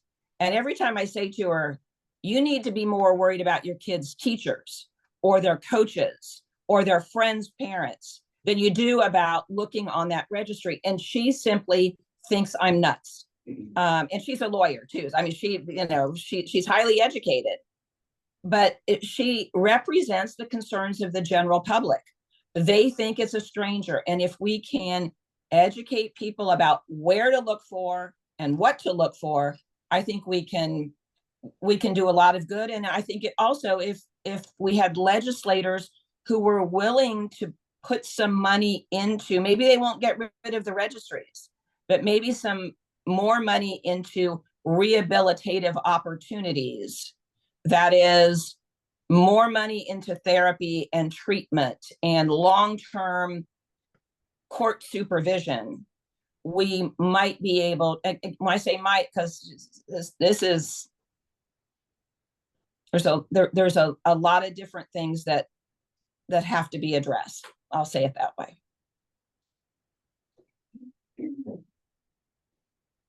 Any other questions, thoughts? Oh, okay. Senator Haley. Okay, thank you, Judge, so much. Sure. I'm a local senator, excuse me, and I know that Dayton is that your county is an urban county. I've been concerned about the proximity. I'm an urban county here in Kansas City that I represent in the legislature. The residency proximity, the question of, and I don't know if you have that in Ohio, I've been long concerned with the proximity of, post-release for those who are limited as sex offenders within the range they can live of, various places of schools and what have you. First, do you have that in Ohio, in urban areas? Because it's no problem in rural parts if they're relocated, but in urban areas, we've had an issue with housing and the ability for reintegration into society. And if so, how do you get around that, or how do you work with that for the housing opportunities for those? You raise a very considerable concern, and that is, again, if you're in an urban area, there may be a school or a daycare. There's just nowhere you can go where the housing is, whether it's affordable or accessible. But then the complicating problem is there may be just some small area that is available for sex offenders to live. And so they congregate in a particular area or an apartment building. Well, we do know from the research that when people who have committed sex offenses spend a lot of time, people who've committed criminal offenses spend a lot of time with those antisocial peers, other people who have engaged in criminal behavior, it begets more criminal thinking and more criminal behavior. So we don't want to have sort of, some little area where sex offenders can live, because that actually contributes to not necessarily more sex offending, but certainly more criminal offending, those anti-social peer relationships. We have the same problem that you do. And we have not successfully addressed it. But again, I go back to the notion that simply telling someone you can't live in a specific area doesn't prevent him from going. I can tell you can't live within 1,000 feet of a school. Okay, what if you live 1,001 feet from the school? Does that make anybody any more or less safe? Once again, there is no research that demonstrates that residency restrictions reduce sexual offending. There is some suggestion that limiting the ability to be a coach, a teacher, etc., can have a positive influence. That is because it reduces access. Access is the key to offending against children, having an opportunity and access to them. But again, telling someone that they can't live within 1,000 feet of a school doesn't prohibit them from driving to the school. So, you've raised very considerable concerns, and those residency restrictions are a contributing factor to creating circumstances where recidivism will occur.